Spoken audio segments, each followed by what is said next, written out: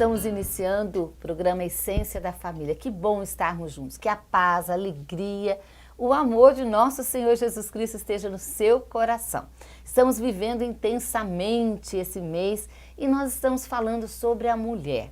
Nós estamos falando sobre essa dignidade, sobre o valor que a mulher tem. A nossa igreja sempre valorizou muito a mulher. E o nosso maior exemplo de valorização da mulher vem do próprio Jesus, né? Que amou profundamente a sua mãe e que tratou todas as mulheres com muita bondade, com muita dignidade.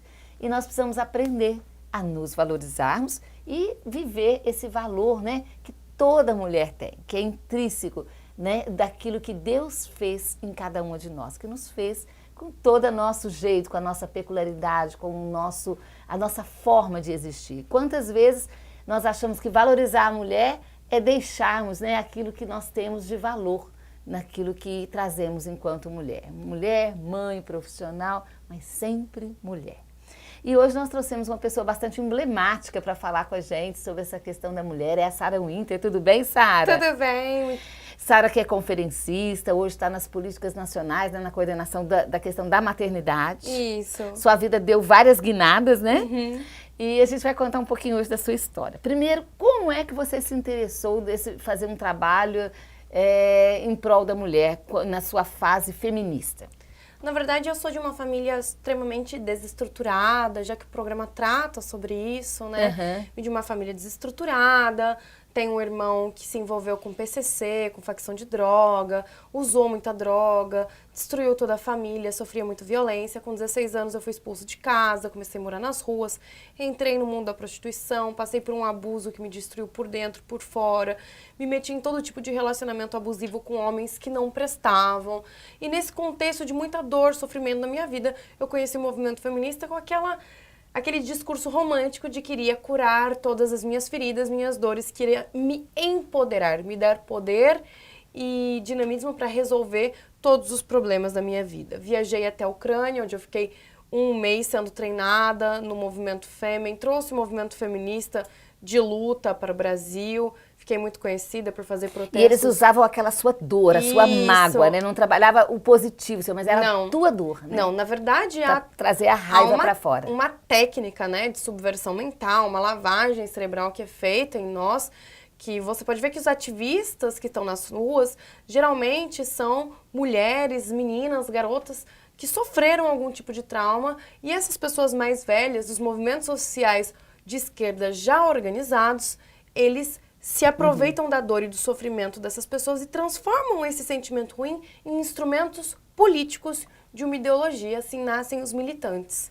Meu Deus. E aí você, com tudo isso, praticamente foi um tempo de treinamento que te colocou nas ruas, gritando a favor das mulheres, mas sem nunca cuidar da mulher que era você. Exatamente. Eu sempre falo para as pessoas, Silvia, que foram 5 anos da minha vida em que eu fui para a rua. Eu era convencida de verdade que expor o meu corpo nu nas ruas, segurando um cartaz, gritando, indo para a tradicional Marcha das Vadias, que é uma coisa horrorosa, que essa postura realmente ajuda as mulheres. Mas se as pessoas que estiverem nos assistindo começarem a pensar um pouco, uma mulher que está em casa sofrendo violência, num relacionamento abusivo, destrutivo, apanhando do marido, uma mulher que não consegue uma qualificação profissional, porque às vezes não tem onde deixar os seus filhos, não tem uma creche, não tem uma vaga de emprego, eu ir para a rua com os meus peitos de fora, com cartaz na mão, como eu estou ajudando essas mulheres? Na verdade, foram 5 anos da minha vida que eu joguei no lixo.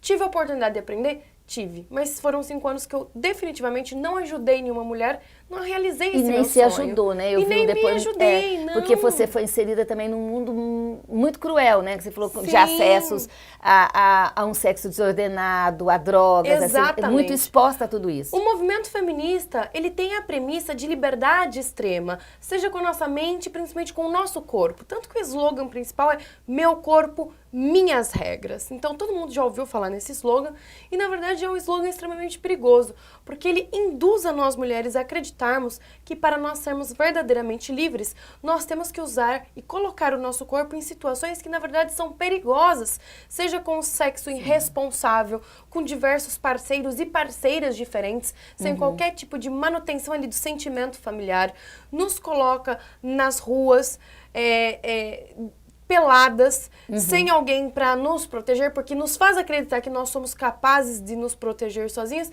Nós somos, mas nós temos que estar em pé de igualdade com o agressor. Mulheres e homens são diferentes, nós não temos o mesmo corpo, nossa estrutura óssea, os mesmos hormônios, então nós somos diferentes, nós estamos de uma proteção especial.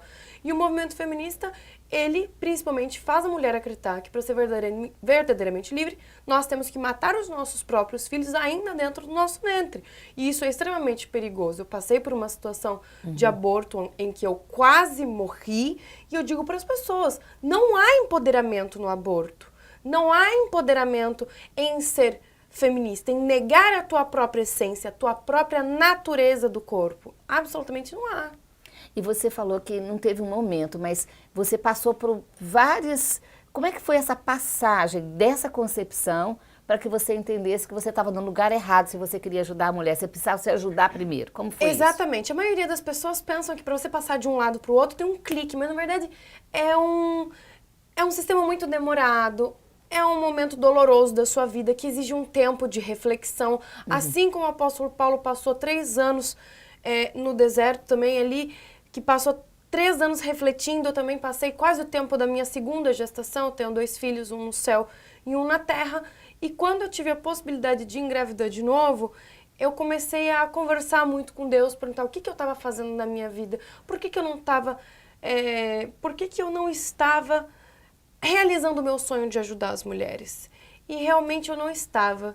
Então eu comecei a ter uma experiência divina na minha vida de me mostrar um caminho onde eu realmente pudesse ser útil, realizar o meu sonho de ajudar verdadeiramente as mulheres, que é o que eu faço hoje junto com o Movimento Pró-Vida, Pastoral da Vida e também no Ministério dos Direitos Humanos. Nossa, fantástico. Nós vamos falar um pouquinho da vida dela hoje no próximo programa. Mas para terminar esse programa, eu queria que você deixasse, Sara, 2 dicas hoje, ou 3, para as mulheres que estão nos acompanhando, como é que elas podem valorizar a mulher e como é que passo a valorizar a mulher, qual é que é esse passo de valorizar a si mesma? Como que é esse processo? Uma dica pontual, faça isso. Qual a pista que você dá para essas mulheres? Agora mesmo você fala, a gente vai colocar essa vinhetazinha e você aguarda aí porque vem dica boa da Sara para nós aqui.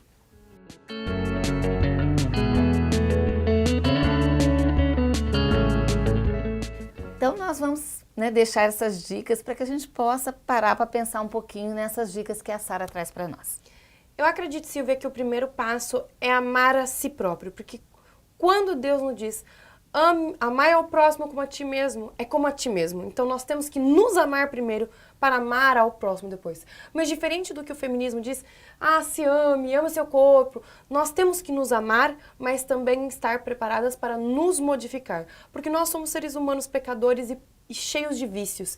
E nós temos que aprender a transformar os nossos vícios em virtudes, procurar um crescimento profissional, emocional, um crescimento intelectual, da vida intelectual também. O segundo passo, eu acredito que é não agir contra a nossa própria natureza. Nós somos mulheres acima de tudo. Nós temos que aprender a nos amar como mulheres, feitas a partir de Deus. Nós somos mulheres, nós temos estrutura óssea de mulher, nós temos cromossomos XX, nós temos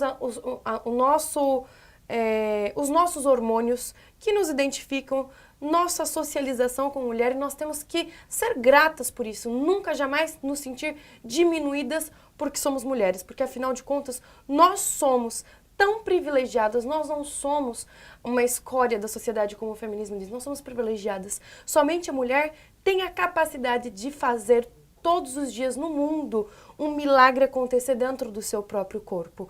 E acredito que por último é ter a perspicácia de transformar a nossa dor, o nosso sofrimento em coisas positivas. Tem uma frase que eu gosto muito que é minha dor, meu sofrimento é a minha força. Então, ser capaz de transformar toda a sua força, todo o seu sofrimento, não em instrumento político, como as ideologias de esquerda nos dizem, mas em coisas boas para o próximo, em amadurecimento pessoal. Santa Teresa de Calcutá sempre nos diziam que as mãos que fazem são mais santas que as bocas que rezam, e eu sempre falo, eu modifico isso dizendo que as mãos que fazem são mais santas do que as bocas que falam ou as bocas que gritam.